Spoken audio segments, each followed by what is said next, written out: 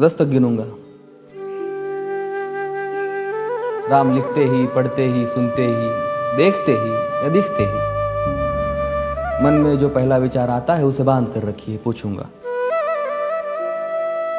1 2 3 4 5 6 7 8 9 9 9 हाथ काट कर रख दूंगा या नाम समझ आ जाए तो।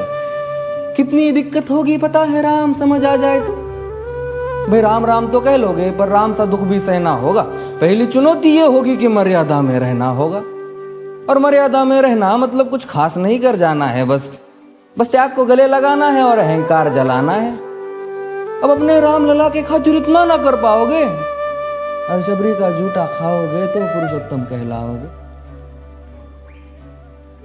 काम क्रोध के भीतर रहकर तुमको शीतल बनना होगा। बुद्ध भी जिसकी इच्छाओं में बैठे वैसा पीपल बनना होगा ये सब कुछ, और वो भी शून्य में रहकर प्यारे। तब ही तुमको पता चलेगा कि कितने अद्भुत राम हमारे। सोच रहे हो कौन हूं मैं? चलो बता ही देता हूं। तुमने ही तो नाम दिया था मैं पागल कहलाता हूं। नया नया हूं यहाँ पे तो ना पहले किसी को देखा है। वैसे तो हूं त्रेता से, मुझे कृष्ण किसी ने कलयुग भेजा है। भाई बात वहां तक फैल गई है कि यहाँ कुछ तो मंगल होने को है कि भरत से भारत हुए राज में सुना है राम जी आने को है। बड़े भाग्यशाली हो तुम सब। नहीं, वहां पे सब यही कहते हैं कि हम तो राम राज्य में रहते थे पर इन सब में राम रहते हैं। यानी तुम सब में राम का अंश छुपा है। मतलब वो तुम में आते हैं रहने। सच है या फिर गलत खबर? अगर सच्ची है तो क्या कहने। तो सबको राम पता ही होगा, घर के बड़ों ने बताया होगा। तो बताओ फिर कि क्या है राम। बताओ फिर कि क्या है राम। बताओ। अरे पता है तुमको क्या है राम? या बस हाथ धनुष तरकश में बांध, या वन में जिन्होंने किया गुजारा, या फिर कैसे रावण मारा लक्ष्मण जिनको कहते भैया, जिनकी पत्नी सीता मैया। फिर ये तो हो गई वही कहानी, एक था राजा एक थी रानी। क्या सच में तुमको राम पता है? ये वो भी आकर हम बताए। बड़े दिनों से हूं यहाँ पर, सब कुछ देख रहा हूं कब से। प्रभु से मिलने आया था मैं, उन्हें छोड़कर मिला हूं सबसे। एक बात कहूं अगर बुरा ना मानो, नहीं तुम तुरंत ही क्रोधित हो जाते हो। पूरी बात तो सुनते भी नहीं, सीधे घर पर आ जाते हो।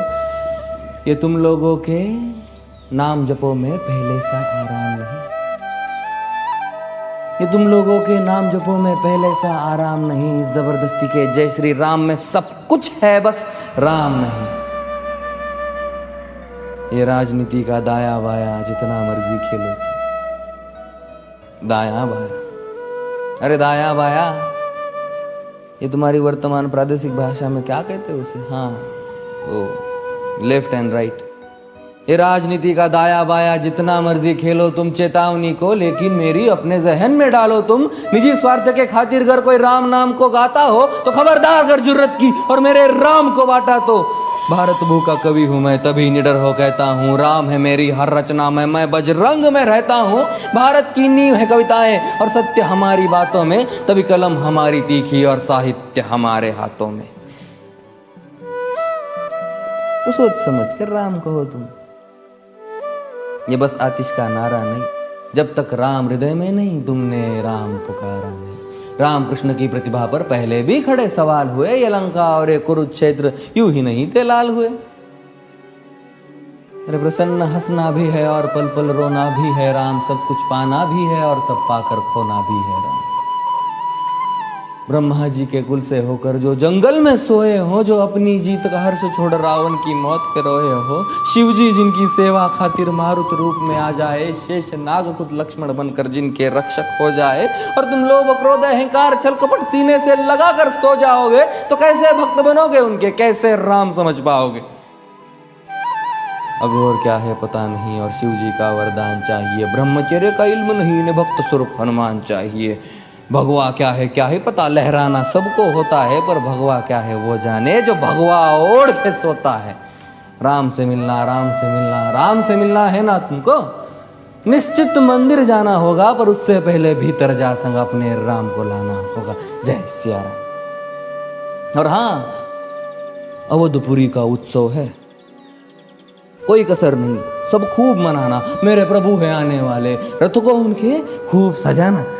वो द्वापर में कोई राह तक है, मुझे उनको लेने जाना है। चलिए तो फिर मिलते हैं, हमें भी अयोध्या आना है। जय सिया राम। फिर से